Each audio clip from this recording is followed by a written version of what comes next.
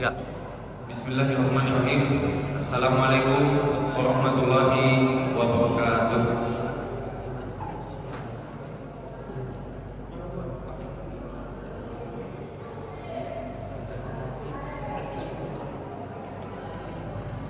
Innal hamdalillah nahmaduhu wa nasta'inuhu wa nastaghfiruh wa na'udzu billahi min shururi anfusina wa min sayyiati a'malina.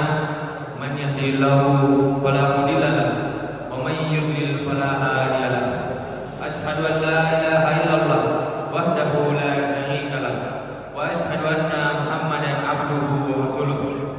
Ya ayyuhan nasu taqu rabbakum allazi Ya ayyuhallazina amanu taqullaha haqqa tuqatih wa la tamutunna illa wa antum muslimun. Ya ayyuhallazina amanu taqu rabbakum alladzi khalaqakum min nafsin wahidah wa khalaqa minha zawjaha wa bassa minhuma rijalan katsiran wa nisaa'a wattaqullaha allazi tasaaluna bihi wal arham innallaha kana 'alaikum raqiba. Ya ayyuhallazina amanu taqullaha wa qulu qawlan sadida yuslih lakum a'malakum wa yaghfir lakum dzunubakum wa may yuti'illaha wa rasulahu faqad faza fawzan 'azima. Amma ba'd, fa inna asdaqal haditsi kitabullah wa khairal hadi Muhammadin sallallahu alaihi wasallam wa syarrul umuri muhdatsatuha wa kullu muhdatsatin bid'ah wa kullu bid'atin dhalalah wa kullu dhalalatin finnar. Hadirin sidang jamaah Jumat yang insyaallah dimuliakan oleh Allah Subhanahu wa taala. Sesungguhnya sebenar-benar perkataan adalah kitabullah dan sebaik-baik petunjuk adalah petunjuk dari Nabi kita Muhammad sallallahu alaihi wasallam. Seburuk perkara adalah perkara yang diada-adakan. Setiap yang diada-adakan adalah bid'ah dan bid'ah adalah sesat dan setiap kesesatan tempatnya di neraka. Alhamdulillah, segala puji bagi Allah Tuhan semesta alam, dapat yang memberikan kita banyak kenikmatan sehingga kita dapat berkumpul di tempat ini guna melaksanakan salah satu kewajiban kita, yakni sholat Jumat secara berjamaah. Dan terlebih pula kita selalu curahkan kepada Nabiullah salawat serta taslim kepada Nabiullah Muhammad sallallahu alaihi wasallam. Insyaallah di khutbah pertama saya ingin menyampaikan 3 golongan yang terancam tidak akan masuk surga. Hadirin jamaah Jumat rahimahullah. Dalam Al-Qur'an berisi perintah dan larangan. Perintah untuk kita taati dan laksanakan, sementara larangan untuk kita jauhi. Di saat kita melaksanakan perintah Allah dengan ikhlas dan sesuai dengan tuntunan Rasulullah, maka Allah tidak akan menyia-nyiakan amalan dan ibadah kita tersebut, dan bahkan Allah akan memberikan kita limpahan keutamaan. Dalam Quran surah An-Nahl ayat 97 yang artinya, barang siapa yang mengerjakan amal soleh baik laki-laki maupun perempuan dalam keadaan beriman, maka sesungguhnya akan kami berikan kepadanya kehidupan yang baik, dan sesungguhnya akan kami beri balasan kepada mereka dengan pahala yang lebih baik dari apa yang telah mereka kerjakan. Keutamaan dan ganjaran serta balasan ini disebutkan sebagai kabar gembira dan penyemangat untuk kita senantiasa melaksanakan perintah Allah dalam bentuk ibadah dan mengerjakan amalan-amalan kebaikan. Demikian pula pada saat kita melakukan apa yang dilarang oleh Allah di dalam Al-Quran ini, disebutkan pula efek dan akibat yang akan kita tuai dari kemaksiatan yang dilakukan tersebut. Dalam Quran surah Taha ayat 125 yang artinya, dan barang siapa berpaling dari peringatanku, maka sesungguhnya baginya penghidupan yang sempit, dan kami akan menghimpunkannya pada hari kiamat dalam keadaan buta. Itulah akibat yang didapatkan apabila berpaling dari peringatan Allah. Di dunia mendapatkan kehidupan yang sempit dan di akhirat dikumpulkan dalam dalam keadaan buta. Sebagaimana amalan soleh, perbuatan yang buruk dalam bentuk perbuatan dosa dan maksiat juga disebutkan akibat dan dampak yang akan didapatkan baik di dunia maupun di akhirat, agar supaya manusia takut dan tidak akan melakukan perbuatan maksiat tersebut, dan agar supaya manusia kembali ke jalan yang benar. Jamaah sekalian yang mulia, di kesempatan yang bahagia ini kami akan menyebutkan sebuah kisah Rasulullah yang menerangkan kepada kita akibat dan dampak yang akan diperoleh manakala manusia melakukan apa-apa yang dilarang Allah. Tentunya kami mengangkat hadis ini bukan untuk menyesatkan dada kita atau menyempitkan ruang gerak kita, akan tetapi agar supaya kita kembali ke jalan yang benar. Rasulullah Shallallahu Alaihi Wasallam bersabda, 3 golongan yang terancam tidak akan masuk surga: anak yang durhaka kepada kedua orang tuanya, orang yang mengungkit pemberian, dan orang yang kecanduan minum minuman keras. Hadis riwayat Bukhari dan Muslim. Inilah 3 golongan yang disebut Rasulullah dari beberapa golongan yang terancam tidak akan masuk surga. Yang pertama tadi, anak yang durhaka kepada kedua orang tuanya. Begitu banyak ayat dan hadis yang menyebutkan tentang kewajiban anak berbakti kepada orang tua. Dalam Quran surah Al-Isra ayat 23 yang artinya, dan Tuhanmu telah memerintahkan supaya kamu jangan menyembah selain Dia, dan hendaklah kamu berbuat baik pada ibu bapakmu dan sebaik-baiknya dengan sebaik-baiknya. Jika salah seorang di antara keduanya atau kedua-duanya sampai berumur lanjut dalam pemeliharaanmu, maka sekali-kali janganlah kamu membentak mereka, mengatakan kepada keduanya perkataan dan janganlah kamu membentak mereka dan ucapkanlah kepada mereka perkataan yang mulia. Selanjutnya, di ayat selanjutnya, Quran surah Al-Isra ayat 24, dan rendahkanlah dirimu terhadap mereka berdua dengan penuh kesayangan, dan ucapkanlah, wahai Tuhanku, kasihilah mereka berdua sebagaimana mereka berdua telah mendidikku waktu kecil.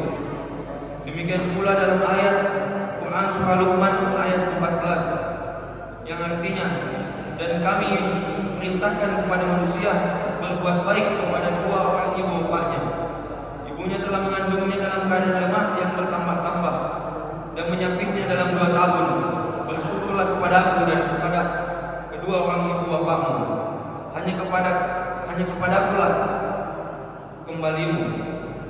Quran surah Luqman ayat 14. Ayat di atas lebih mempertegas lagi bahwa menyebutkan alasan mengapa anak wajib berbuat baik kepada orang tua, yaitu yang pertama, karena ibunya telah mengandungnya dalam keadaan lemah yang bertambah. Yang kedua, kita dilahirkan antara hidup dan mati oleh ibu dengan pengorbanan yang besar. Yang ketiga, setelah kita lahir, kita disapih, disusui ibu dalam kurang lebih 2 tahun. Yang terakhir, ayah tidak kalah besar pengorbanannya karena bertanggung jawab untuk mencari nafkah. Begitulah jasa dan pengorbanan orang tua yang demikian besar, sehingga manakala ada anak yang durhaka kepada kedua orang tuanya, maka akan mendapat akibat dan dampak buruk bukan hanya di dunia, bahkan di akhirat. Yang kedua, orang yang tidak akan masuk ke dalam surga, yaitu orang yang suka menyebut-nyebut pemberian atau mengungkit pemberian.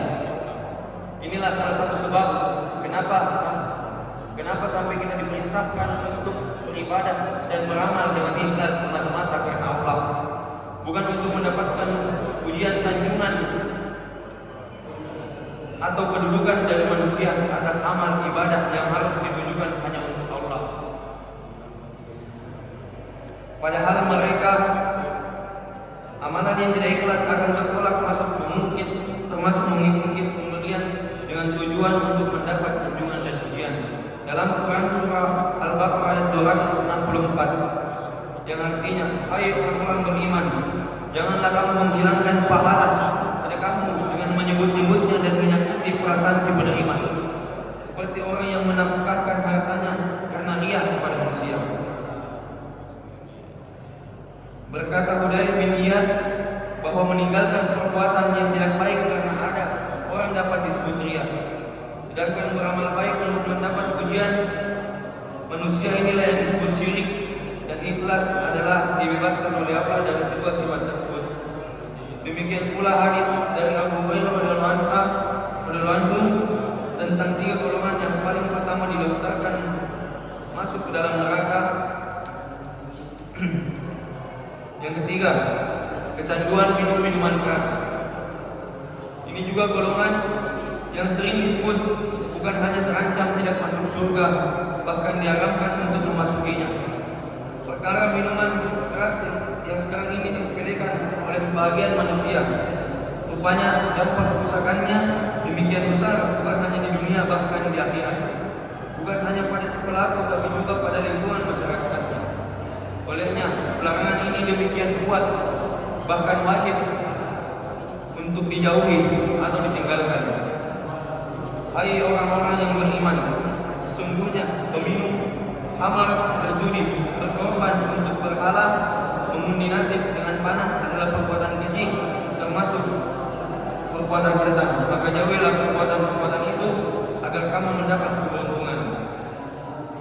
Jamaah sekalian yang mulia, mengapa minuman keras itu dilarang?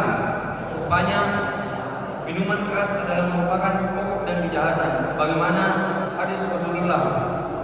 Jauhilah minuman keras, karena sesungguhnya minuman keraslah pokok dari kejahatan. Hadis riwayat Al-Baihaqi. Realita menunjukkan bahwa karena terpengaruh minuman keras, terkadang seseorang menzolimi orang lain, membunuh saudaranya, atau melakukan pelecehan seksual dan lain-lain. Satu perbuatan buruk ini yang dilakukan maka mengundang perbuatan buruk yang lainnya. Jamaah sekalian yang mulia, inilah alasan kenapa sampai ketiga golongan tersebut terancam tidak akan masuk ke dalam surga. Setiap apa yang Allah dan Rasul perintahkan itu merupakan kebaikan bagi kita jika melaksanakannya. Dan setiap apa yang Allah dan Rasul larang, maka itu akan membahayakan baginya. Syariat Islam datang untuk menyelamatkan manusia baik dunia dan di akhirat, bukan untuk menyesatkan dana manusia atau membuat uang gerak semakin kafir. Barakallahu li wa lakum fil Qur'anil Karim wa nafa'ani wa iyyakum bima fihi minal ayati wa zikril hakim. Aqulu qawli hadza wa astaghfirullah li wa lakum wa lisa'il muslimina min kulli dhanbin fastaghfiruhu innahu huwal ghafurur rahim.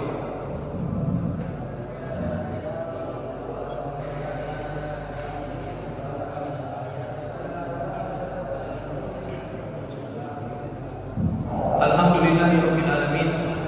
Wassalatu wassalamu ala asyrafil anbiya'i wal mursalin sayyidina Muhammadin wa ala alihi wa ashabihi wa man tabi'ahum bi ihsan ila yaumiddin. Segala puji bagi Allah, Tuhan semesta alam yang memberikan kita banyak kenikmatan. Pada khutbah kedua ini kami hanya ingin menyampaikan bahwa sebentar lagi kita akan memasuki bulan yang penuh dengan rahmat Allah, bulan suci Ramadan. Maka saya mengajak untuk kepada para jamaah untuk banyak-banyak mempersiapkan diri memasuki bulan suci Ramadan, baik itu secara fisik maupun mental. Kita perlu siapkan dalam menghadapi bulan suci Ramadan. Allahumma ighfir lil muslimina wal muslimat wal mu'minina wal mu'minat al ahya'i minhum wal amwat innaka samii'un qaribun mujibud da'wat. Rabbana la tu'akhidna in nasina aw akhtana. Rabbana wa la tahmil alaina isran kama hamaltahu 'alal ladzina min qablina. Rabbana la tuhammilna wa la tuhammilna ma la taqata lana bihi wa'fu 'anna waghfir lana warhamna anta maulana wansurna 'alal qaumil kafirin. Rabbana atina fid dunya hasanah wa fil akhirati hasanah wa qina azabannar. Walhamdulillahirabbil alamin.